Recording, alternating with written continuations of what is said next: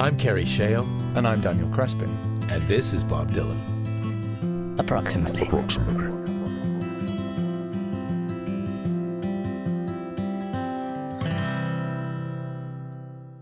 I got a craving love for blazing speed. Got a hopped up Mustang Ford.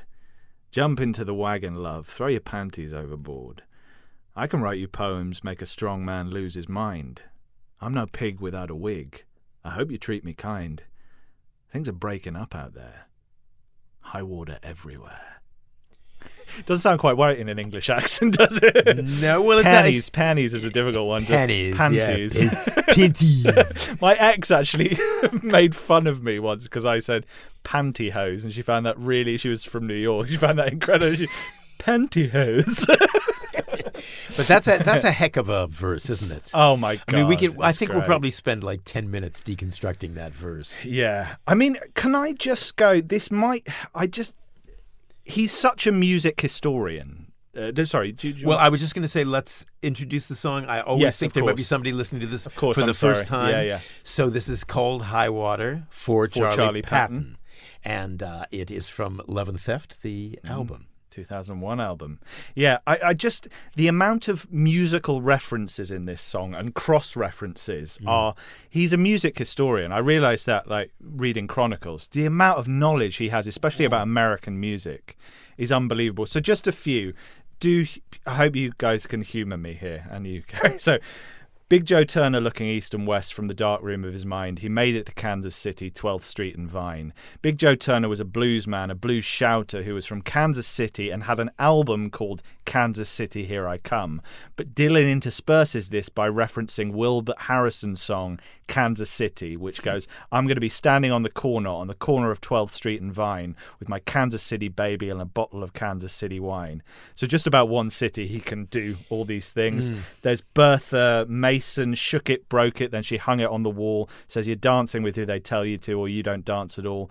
Bertha Mason is the character in Jane Eyre. She's the violently insane first wife of the character Edward Rochester, whom she met at a ball, hence the reference to dancing in Dylan's lyrics. But again, he intersperses it with a Charley Patton reference from his song Shake It and Break It, but Don't Let It Fall, Mama. Just shake it, you can break it, you can hang it on the wall. Hopped Up Mustang Ford is a reference to the song Hopped Up Mustang from 1964 by Arlen Sanders. High water rising 6 inches above my head. Coffins dropping in the street like balloons made out of lead. Water pouring into Vicksburg. Vicksburg is also mentioned in Patton's original High Water Everywhere. Yeah. So he says, now the water, mama, you took Charlie's town well. They tell me the water done took Charlie's town. Boy, I'm going to Vicksburg. Boy, I'm going to Vicksburg for that high of mine. There's so many more. I've got loads more written. I won't. Maybe I'll trouble you later with it. But just to show, he's having a ball here, and he's going, if anyone knows all this, I'm fucking clever. I know a lot about this stuff. You know? The thing is, it works even if you don't know that. It does. Oh, yeah. Because it's so mysterious. Yeah. You're just drawn in by the mystery. I mean, basically, so he takes, it is called For Charley Patton. And, High Water Everywhere, Charley Patton's original song, is, a kind of partially a template for the whole thing. I've brought here my Robert Crumb Draws the Blues We book. have video on this episode. And it's worth watching this one on YouTube. Just because the very first thing you see is his story. Wow. Called Patton. And he does Charley Patton's life story. And it's pretty, as you know, I think Robert Crumb is a genius on the par with Bob Dylan. But take a look at just this particular panel. Wow. It just shows somebody drowning in the high water. And a quote from his song, it was 50 men and children come to sink and drown. Oh, Lordy, women and grown men down. Oh, women and children sinking down. And so I do love Robert Crumb. There's a plug for R. Crumb. But also, if you listen to Charley Patton, there's something about the period, the graininess of it. But, he was a real hard-living, blues shouting man. A bit like, Bob Dylan is. And you can see why he loves Charley Patton. And he also sings, Charley Patton sings about kind of the end of the world, the way Dylan is always singing about the end of the world.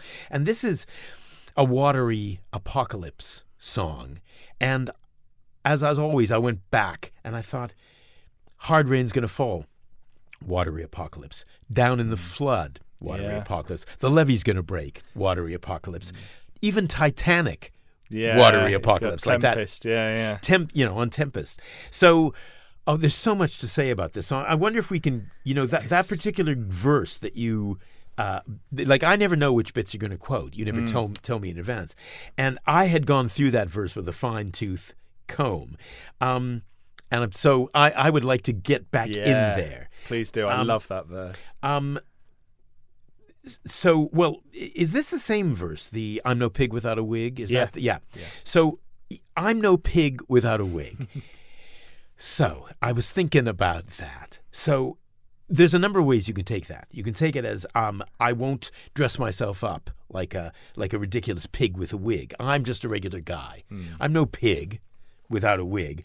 I hope you treat me kind for my honesty or for my poetry, because he talks actually about poetry. I can write you poems, make a strong man lose his mind. So he's quite proud of the fact that that's what poetry does. It makes you lose your sort of conscious mind.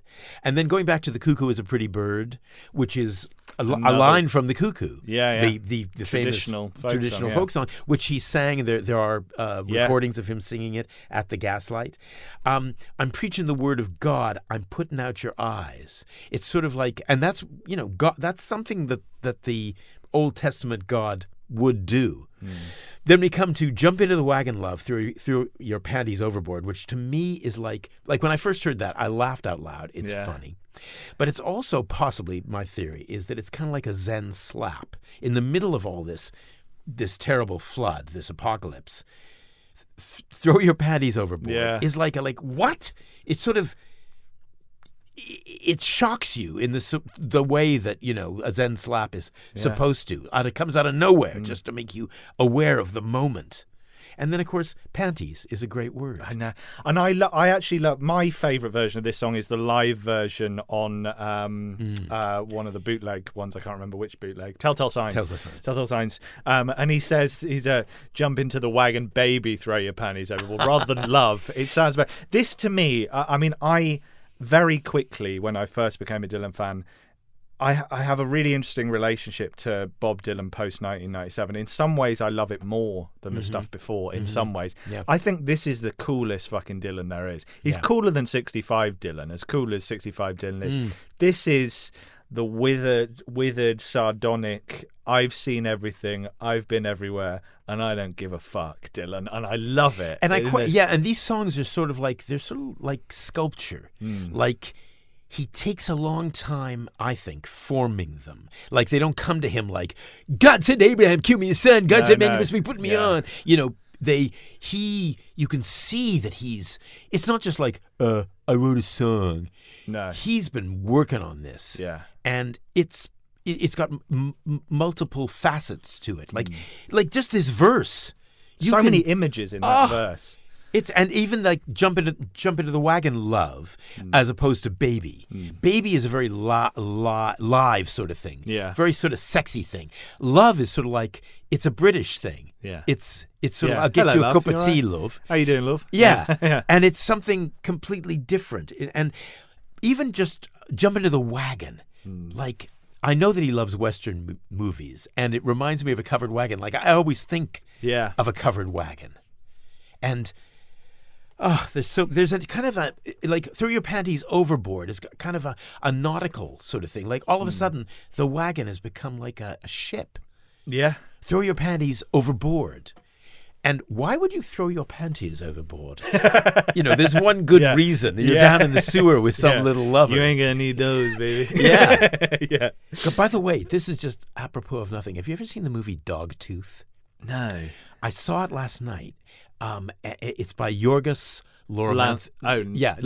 Lanthimos. That's right. It's his first film, or the first film to get. He's an odd man. Oh, it's so odd. Like I went with a friend, my friend John, who I'm always talking about, and John loves a good art film. Like we see lots of Kurosawa. I take John to see the more difficult things that are going to be difficult.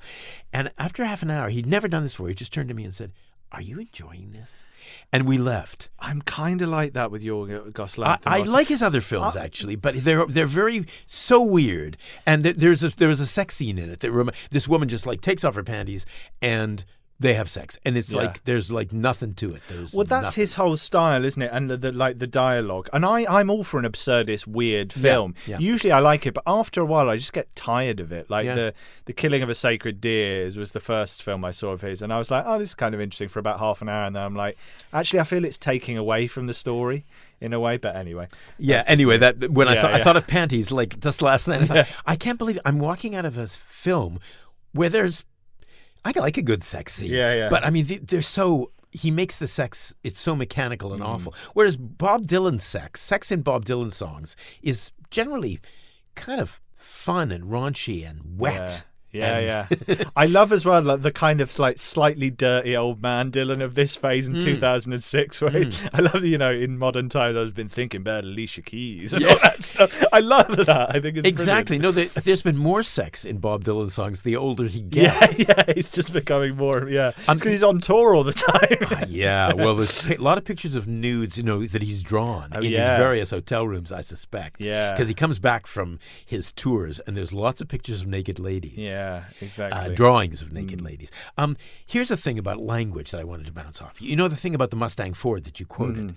Of course, it's a Ford Mustang, right? Nobody calls it a Mustang Ford except Bob Dylan. And the same thing with Spanish stairs. Like they're the Spanish steps. I realized I'd listened to When I Paint My Masterpiece so many times that I started thinking of them as the Spanish stairs, whereas they are known as the Spanish steps. Famously. And even on my own version of You, which we're about to cover, you can bring it to me on a silver tray. Well, it's actually a silver platter in the Bible. And he's always doing that stuff. Like he's just always changing even the tiniest things. Nothing can be as it seems. Nothing. Yeah. I want to talk about how Dylan's ability to bring so many characters seamlessly into a song and them have distinctive narrative voices, because that's hard enough to do in a novel. To good writers will be able to. You can clearly see in the speech bubbles, like, oh, that's him talking. That's this character talking. It's not easy to do. Lots of shit writers can't do that very well. Yeah, he can do it in a song. There's 12 characters that I've counted, maybe more, but including the narrator. So there's the narrator, Big Joe Turner, Bertha Mason, his love, who throws her panties overboard, George Lewis, the Englishman, the Italian, the Jew, Charles Darwin, the judge, the High Sheriff, Fat Nancy. I mean, he does this in 7 verses, and he manages to distinguish them. Like, for instance, there's just when the judge says, I want him dead or alive, you can hear the judge saying that. I want him dead or alive. It's rough out. And then and when he also says either one, I don't care. Yeah. There's something about the way he sings that. It was just so Dylan. Like it's he really doesn't care. He's so weary. The way he doesn't even really sing that line. He just goes, either one, I don't care. Yeah. I love the live blues version because it's interesting. It's a blues song about it's about a blues man. It's all these blues references. But the actual recorded version on Love and Theft is it's a banjo-fueled, almost bluegrassy version. Yeah. It's not till he gets it live that it becomes the live blues. one is the guitar breaks are mad. They're brilliant. They're musically, fantastic, fabulous. But boy, they're so powerful. Yeah. They're so much fun. Like in the original album version, it's this apocalyptic kind of bluegrass thing where it's like a murder ballad or something. It's a flood ballad, and there were a lot of those. But the live version, it's like a rockin' apocalypse. By the way, the going back to the original, a bit of history of the 1927 flood. Yeah. So the 1927 Mississippi River flood, which this is about, so it devastated the American South. It wasn't just like the banks of the Mississippi. It was the most destructive river flood in the history of America. Water covered 27,000 square miles. That is the size of all the states of New England combined. That's huge. Yeah. 700,000 people were made homeless.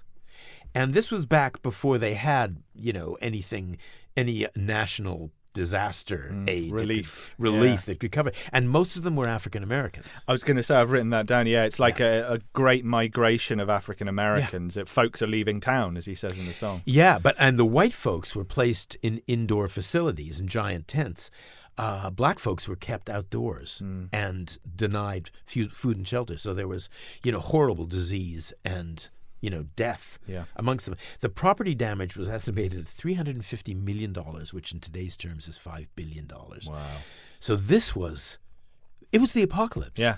If you lived in that area, that was probably the end of you. Yeah. Folks losing their possessions, folks are leaving town. Yeah, I mean, that's an understatement. Yeah.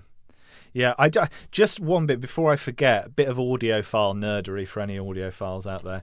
It's the last Dylan album, Love and Theft, to be recorded entirely on analog equipment. There we are. Is it? Yeah, maybe that's why it sounds so good. Yeah. In some ways, I think we've lost something by going digital in a way. I think Neil Young is very much of that thought, I've heard. Yeah. Talking of Love and Theft, now we've talked a little bit about Time Out of Mind and how you said I love that album. I don't like particularly the quality of the recording on Dylan's voice at times. Yeah. But you say sometimes I think you said this. Apologise if I'm paraphrasing you, but that you find it quite a hard album to listen to all the way through because it's just so bleak. Yeah. Yeah. But I think Love and Theft in many ways is just as bleak in terms of. It's the sardonic older Dylan. A lot of the themes are really, things are rough out there, all this stuff. But the musical accompaniments are jauntier than Time Out of Mind. Oh, so much. like we said about Mississippi, there's lots of heartbreak and sadness and resentment in Mississippi, but it's got that diddle, diddle, diddle, diddle, exactly. diddle, which Time Out of Mind doesn't. No, what I find so difficult about Time Out of Mind is the bleakness of the arrangements. Yes. Yeah. I love Dylan bleakness because it's almost always jaunty, and this entire album is pretty darn jaunty. As we talked about, the version of Mississippi that he decided to release is pretty darn jaunty. But it sort of goes back on what Dylan we've discussed this as well. What Dylan often does, which usually the music is often telling you the truth. If he's putting it in the lyrics, the character's putting a brave face on it. Yeah. The music, like I always think of most of the time, the bass bit in most of do do do. That's kind of like, oh, this is what's actually going on. Yeah. But in Mississippi and in this, the opposite is true. Yeah, it's that's like right. The he's music's kind of jaunty telling the and it's bleak about hell. things. Yeah. Yeah. But the music's going, everything's fucking great, But it's. I mean, we could. This is such a great song, and yet weirdly not, one of his best known songs. I mean, what we try to do on the podcast is choose songs that aren't his best known songs, but it should be. It should be. I think you could take every line. Like I just chose a line at random. You're dancing with whom they tell you to, or you don't dance at all. To me, that's another critique of capitalism, not because he's a lefty, just because that's the way it is. Yeah. You dance with who they tell you to. Like if you don't have a good education and somehow you fucked up an early part of your life and you can only get a second-rate job, then you're fucking doomed. Yeah. And that's how it works in America. I heard this. I want to share this because I was listening. It was a few months ago. I live in Hampstead now, which is very nice. Oh, sweetie. I've got a very good deal in Hampstead, thankfully. I don't belong there. But I was in this cafe and there were these two very really posh young women in there, sort of in their late teens, who talk like that. And I just overheard something that this girl said that was really poignant. She said, because she was like, I went to state school for sixth form in the UK for any overseas listeners, the final 2 years, so 16 to 18. She said, so I went to, she said, do you know what I found out the difference is between being posh and, between rich and poor? She said, when you're rich, you get a second chance, you can fuck up. And I thought, isn't that poignant? Yeah. I thought that was brilliant. Like, at least she's aware of that. And that sums it up, doesn't it? If you're very working class, you can't afford to fuck up. No, that's just you what don't I was get it. There's no safety net. Yeah, exactly. Funnily enough, I'm dipping back into the song. High water rising 6 inches above my head. So you're dead. You're fucked. dead. and the woman in this says, "Don't reach out for me," she said. "Can't you see I'm drowning too?" Is what we're talking about. Yeah. It's about, in a way, this whole thing is about a broken system. Yeah. It's rough out there. High water everywhere. Yeah, absolutely. I think, you say that it's not held up there in the pantheon of Dylan songs, but it should be. I always find that the statistics on how many times he's played songs live generally shows the songs that he considers his pantheon of greats. Like Wiggle Wiggle. Wiggle Wiggle, yeah, absolutely. But he's played it 712 times as of 2018. So he's played it a lot. And I can see why, because it's brilliant. Yeah, no, he's right. And you know what? I think I shared it on our Instagram, actually. The other day, I saw the video recording of the concert that was the recording for the Telltale Signs. Oh, no kidding. And it's at Niagara Falls. It's at this outdoor theatre. And you can see behind the running water. It's brilliant that he's playing the high water everywhere, and literally behind it he's playing the keyboard, and over his head in the distance is Niagara Falls. It's brilliant. That's really, because have you been to Niagara Falls? I haven't. I'd love to. I went there at night, and it's really loud. Yeah. To actually get over the sound of Niagara Falls, you'd have to have a really good amplification. Yeah. But that's brilliant. It was just brilliant. Yeah. I wonder. I'm just flicking. I've got the lyrics here on my iPad, and I'm just flicking through. And as we get to the end of it, it's a, like always, a weird ending. It says here. This is from the website. I'm getting up in the morning. I believe I'll dust my broom. I think he says I get up in the morning. I believe I'll dust my broom. Keeping away from the women. I'm giving them lots of room. That's just, there we go back to listen to our Dylan and women bonus episodes, because we get into this. Yeah. Thunder rolling over Clarksdale. Everything is looking blue. I just can't be happy, love, unless you're happy too. So he goes back, interestingly, to the woman, to the love. Yeah. And that's pretty much the end of the song. It's bad out there. High water everywhere. Awful lot of love and theft, the album. There's an awful lot of love. He does kind of... It's interesting, like Mississippi, which we've covered as well. There's a lot of talks of past loves, and he is talking to his love in this song. It's sort of, the idea of two lovers drowning in a flood is quite... It's like a folk tale almost. It is. It's like a folk tale. It's kind of terrifying. Well, not kind of. It is terrifying. I mean, Bob Dylan is kind of like the master of terror, as we'll get into when we cover the next song.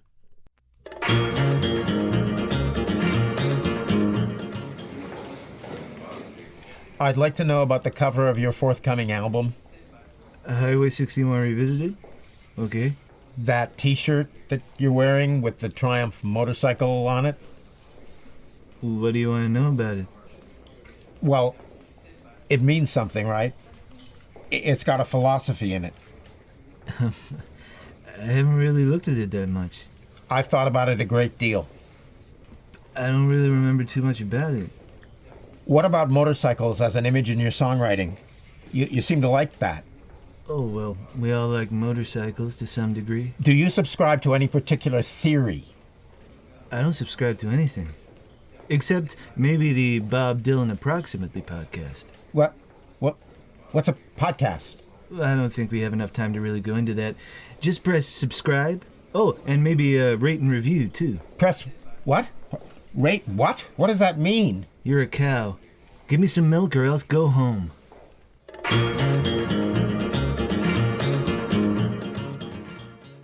All through the summers and into January, I've been visiting morgues and monasteries, looking for the necessary body parts, limbs and livers and brains and hearts. I want to bring someone to life, is what I want to do. I want to create my own version of you. The funk of 40,000 years. I want to bring someone to life.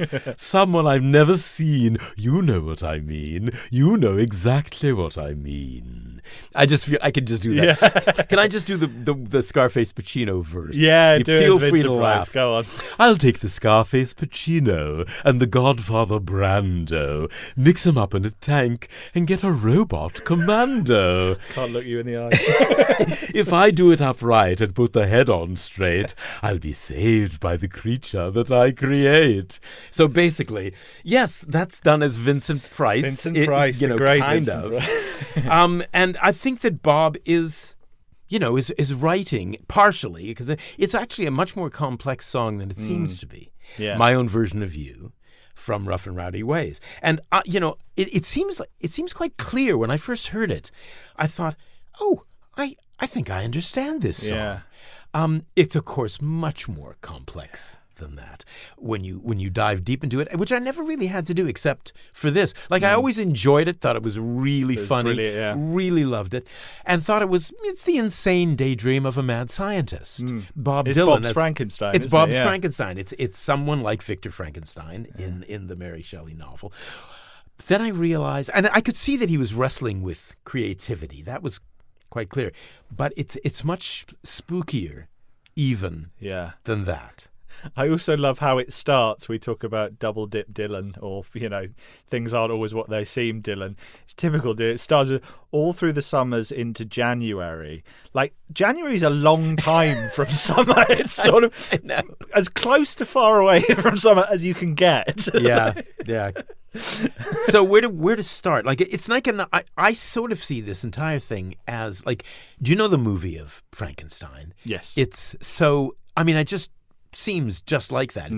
It feels like a 1930s spooky black and white horror movie with thunder and lightning, and clearly that's in there. There is thunder, there is lightning, there's grave robbing, but it expands into the kind of like the history of creativity. The whole human race is in the song. Shakespeare is in the song. Yeah. Judgment Day is in the song. Armageddon.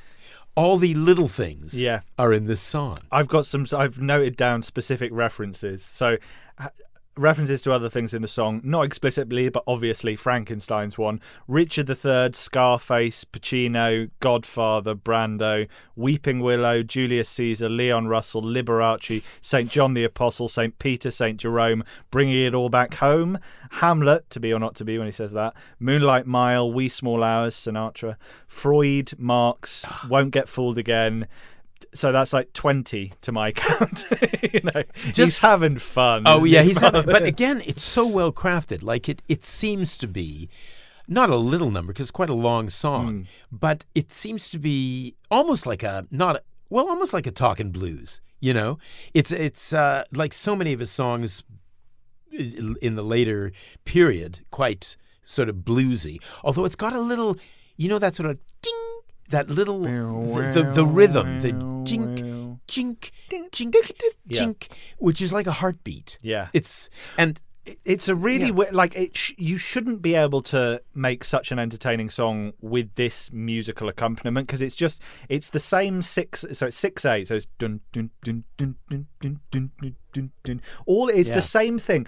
Repeated, and then just as it gets to each, there's not much going on musically, seemingly, but it does conjure up with guitars the sort of theremin effect of a horror film. Yeah, when I first heard it, I just thought horror film immediately. Yeah, but how does he do that without the sort of horror film like instrumentation? Yeah, but going back to, of course, my absolute favorite verse, I'll take the Scarface Pacino and the Godfather Brando. Mix them up in a tank. So first of all, just taking Al Pacino in Scarface, Marlon Brando in the Godfather, stick them in a tank and mix them up. And what you would expect would be like the greatest gangster of all time. You take these two gangsters and you get the ultimate gangster. But no, you get a robot. And not just a robot commando. You get a robot commando. Like, he doesn't even put the stress on robot. Yeah. You get a robot commando. A robot commando. What the fuck is a robot commando? I know. Like, what is a robot commando?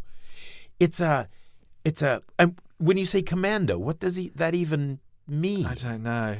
Yeah, I mean, it's like RoboCop or something. Well, it reminds me of Universal Soldier. That's what they did in the Universal Soldier films. Those tacky films, of which I was actually in one. Oh, really? And if you look it up on YouTube, I played a mad scientist who reanimated Dolph Lundgren. So that's like about as close as I'm going to get to a Bob Dylan song. I want to see you grow the side bits. I and then didn't, sadly. No, but I had a white coat, and they just didn't have any money for like makeup. So basically, they shot it in Bulgaria. But I did get to work with Dolph Lundgren, which was something. But is he saying that songs, because this is all about creativity, it's all about making songs. So is he saying that songs are like robots that you can command, that they can help him defeat death through art? That's my theory about this particular It'd be line. interesting to hear Bob's thoughts on legacy. He's never going to tell us, but I always think it's interesting to ask artists about legacy, whether they give a shit or not. Oh, but in that Ed Bradley interview, he says, you're really at the top of your game now. You've done this memoir, which is at the top of the bestseller lists, and people have discovered you again. But he just for a bit, yeah. Oh, yeah. They then talks about Rolling Stone because he was like, you got 3 songs in the top 10 of Rolling Stone. Yeah, and I mean, he really looks him in the eyes and gives him that look and says, "Look, that doesn't matter." I'm not sure I believe him though. It's an interesting one. I kind of think I do believe him about that, because I think that's how he's regained his Bob Dylan-ness. Like, I think in the 80s, he was trying to cement his legacy. And the harder he tried to cement it, the worse it got. Like, the worse his albums got, the worse his performances got. I think he was really trying, oh no, it's slipping away from me. And he forgot that when you ain't got nothing, you got nothing to lose. Or maybe when he had nothing, like when he became a complete joke. And when, you would say to people, Dylan's coming to town, you're going to go see him? And they say, oh, fuck no, I can't face it. He was losing everything. And I think that's when he discovered how to be Bob Dylan again, which is to remind himself what he always used to believe, which is failures... there's no success like failure. I remember personally when I grappled with that line. So I was struggling for success. And I remember hearing that line. But there's no success like failure. What do you mean by that? Like, how can that be true? Over the years, I've realized, my God, it is true.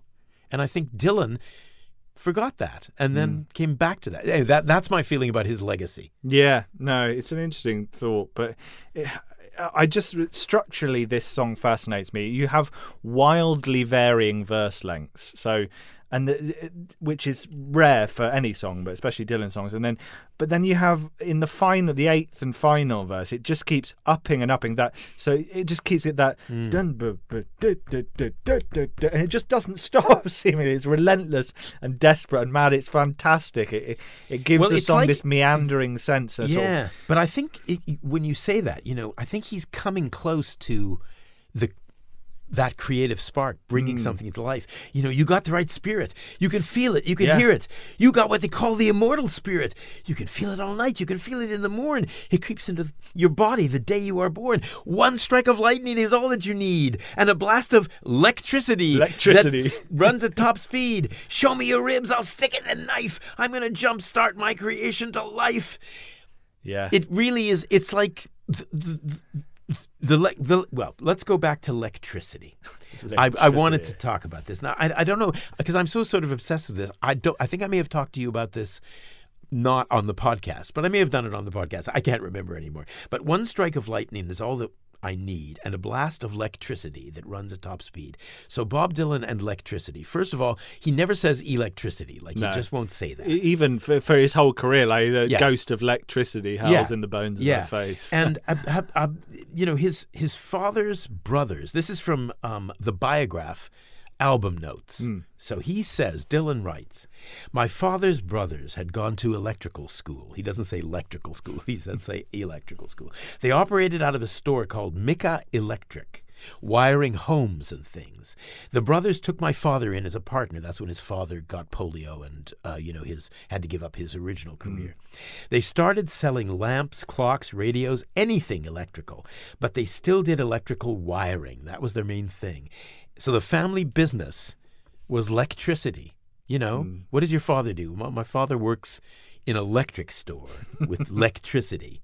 And this whole thing about jump-starting a creation to life. You know, jump-starting, you take a car battery, you hook it up, and you start another car engine. It's actually simple. He wants that to happen in this song. Like, he wants it to be just that simple that you can jump-start a creation into life.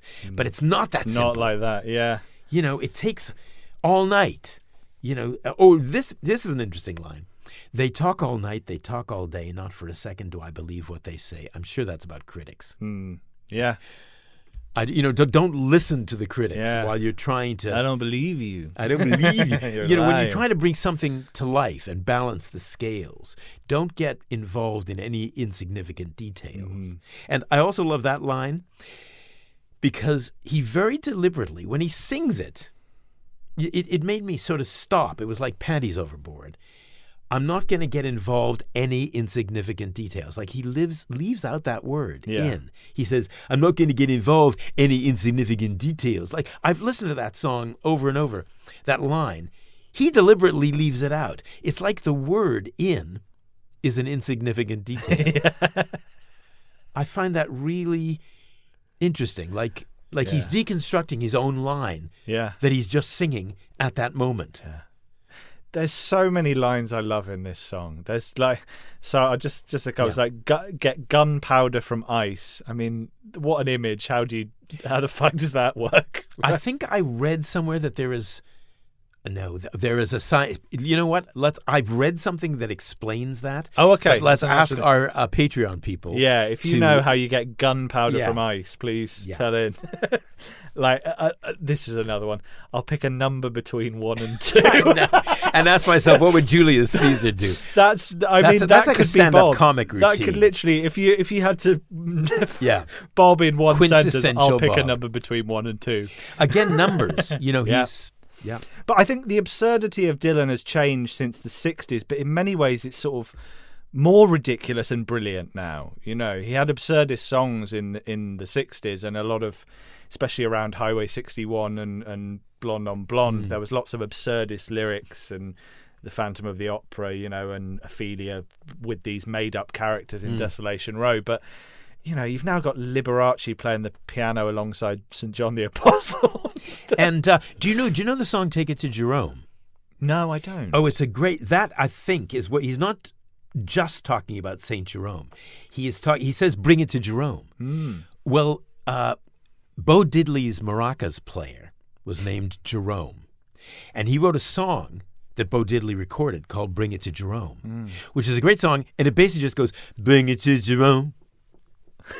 Bring it to Jerome.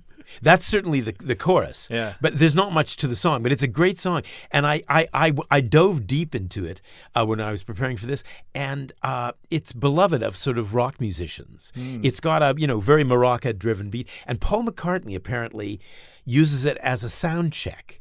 Often. And I went to YouTube. I Googled Paul McCartney sound check, Bring It to Jerome, because I read somewhere, and there's a great, quite rockin' dirty, scuzzy. He's playing guitar to Bring It to Jerome. Yeah. Anyway, it's not an accident that he says Bring It to Jerome. Right. Okay. Although I think he means Saint Jerome as well. But it's typical Bob. It's got at least 2 meanings, probably 10 that we don't know of. Absolutely. It also, like you talk about, it's like a horror. It's a horror song, I guess, but it feels like an Edgar Allan Poe. Absolutely. Short story. And he loves Poe. He loves Poe, and he says in I Contain Multitudes on the same, I got a telltale heart like Mr. Poe. It feels like a Poe short story. It's oh God, it's so good. What? I've also got. I wrote this note a while back, and I haven't got the lyrics in front of me because it's not in my lyric book. But I've put Freud and Marx are some of the greatest enemies of mankind and are now in hell, ? Well, I've got that right in front of me. That's one of my favorite verses. So I'll give it to you now. Step in. I'll do it as Vincent Price. Step right into the burning hell, where some of the best known enemies of mankind dwell. So they're in hell. Yeah. Mr. Freud with his dreams, and Mr. Marx with his axe, see the rawhide lash rip the skin off their backs. So he kind of hates Marx and Freud to me. Yeah. He's condemned them to hell. And I remember when this jumped out of the song about them being the enemies of mankind. Yeah. And I thought, why? Like Freud, I think, has done a lot of good in life. I don't know about Marx. That is open for interpretation. But what I came up with was that they both had answers. And as you just said, Dylan doesn't like answers. Don't like answers. He doesn't like people who say this is the answer. And Freud would say, well, not about everything, because sometimes a cigar is just a cigar, he said. But sometimes a cigar is a penis. And Marx developed a whole new theory of economics. They are people with, Marx obviously this is the solution. But Freud was he fell out with Jung because any deviation from what Freud thought was correct was clearly false to Freud. So I think he condemns those people because they had answers. And at the 2001 Rome press conference, he was asked about Freudian analysis. He was asked, had he ever, dabbled? Because he has tried most things. To which Dylan said, this is his exact quote, "I don't know what anybody can." Excuse me, I got a frog in my throat. Let me just. I don't know what anybody can find in any of that stuff. I can't imagine Bob sitting down for therapy. Can you imagine? Can you imagine? No, I cannot. The task of being Bob Dylan's the thing is, therapist. He does it in his songs. Yeah. I mean, he does. Weirdly, it's like a Jungian, not Freudian, sort of outpouring. Like, so how you been this week, Bob? Stepped right into the burning hell. You'd never get a straight answer. It would be impossible to miss that. That would be so impossible. But I do think this is a really interesting. I think it's like he wants to punish them. They see the rawhide lash rip the skin off their backs. I would take those guys, and I would, torture them, destroy them. Yeah. By causing them the sort of pain that they've caused other people. I mean, he really seems to hate them. Yeah. And it jumps. It's like he's written it for maybe some other song, because it doesn't seem to have very much to do with creating, a new song. Yeah. I think he often does that with his songs. Some particular verse you think, well, you've lost me now, Bob. Yeah. You were going on about... Yeah. Well, you said it's like that Zen slap. Yeah. Occasionally they just come out and you're like, what? What is that? Maybe it's literally as a device. Could be like, I want to get the. There you are. You're back. You're never switching off in one of my songs. Yeah. You got to listen. And I think because his songs are so long, some of his long songs seem long, like "Sad-Eyed Lady of the Lowlands," which is one of his longest. I don't drone on. Yeah, doesn't it? I don't know if we'll ever cover that song, because I don't think either one of us particularly like it. No, we could do an episode, first half Sad-Eyed Lady and second half Sarah. Great. The yes. Sarah episode. And we'll leave we'll leave during the recording of it. We'll just let the songs speak for themselves. Yeah. But so other songs, like this song, I can't remember what it runs, like 6 minutes or something. Something like that. Yeah. And it, to me, it's just gone like in a flash. Yeah. Because it's so full of the most, interesting, creative, top of his game. And this is from his, at this point, latest album. The album that's been out there for now. What is it, like 5 years, I think? Yeah, 21 was it? I think it was 2020. Was it 2020? I think. By the way, I've been meaning to ask you, like, where were you? Do you remember where you were when this came out? Yeah, I do. I was on my. But I was living in Streatham. We had a patio, and I remember vividly listening to it the first time. I was sitting at my little table on the patio with my headphones in, listening to it, smoking cigarette after cigarette at the time. I was still drinking then. I wasn't drunk at that point. It was too early in the day. But yeah, I remember the day it came out, I put my headphones in and just smoked and listened to the whole thing. Yeah. Yeah. It was No, it's a great, it's an album that really needs a deep dive. Like, absolutely. I've deep dived into it, but not as deep as you can get. Like, whenever with Dylan you think you're doing a deep dive, you can always go deeper. Oh, of course, yeah. When you find out you can lose everything, you can always lose a little more. But the opposite in this case, I was sorry to mention, I tried to do a Vincent. You do a very good Vincent Price. Thank you. I tried to do a Vincent Price, and I sounded like Stewie Griffin. I'll pick a number between 1 and 2. Lewis. Actually, maybe that's how he does that. Maybe he's trying to do his Vincent Price Yeah. and it comes out as Stewie. Ugh, it's Lewis and the fat man. Anyway, I think it is a song about for me, obviously no answers with Dylan, but the creative process. It's like smatterings of fragments of ideas and things that came before, coming together. And it's lovely to see him, especially sort of 21st century Dylan, talking about that, because I think he's talked in the Ed Bradley interview and also in his songs about how he can't write like he used to before, and there must be a real pain and grief in that.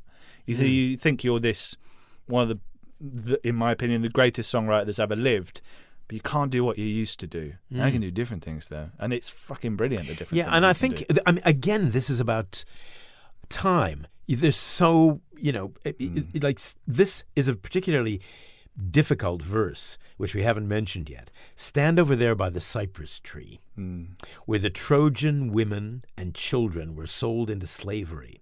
Long ago, time, before the first crusade, way back before England or America were made.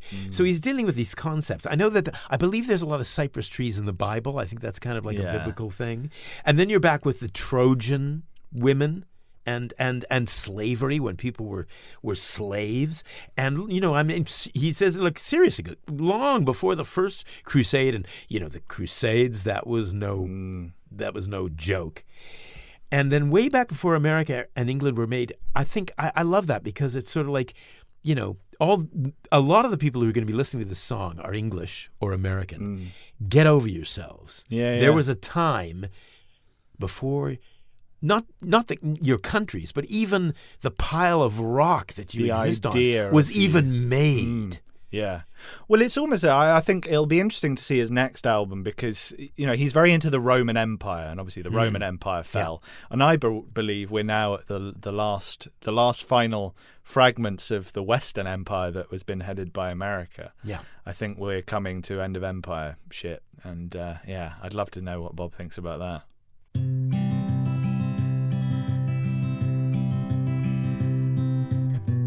That was Bob Dylan Approximately, with Kerry Shale and Daniel Crespin. Produced by Robin Guise. And recorded at Lipsync Post, Soho, London. For longer bonus episodes, join our Patreon feed. And if you have a Bobsessive friend, please spread the word.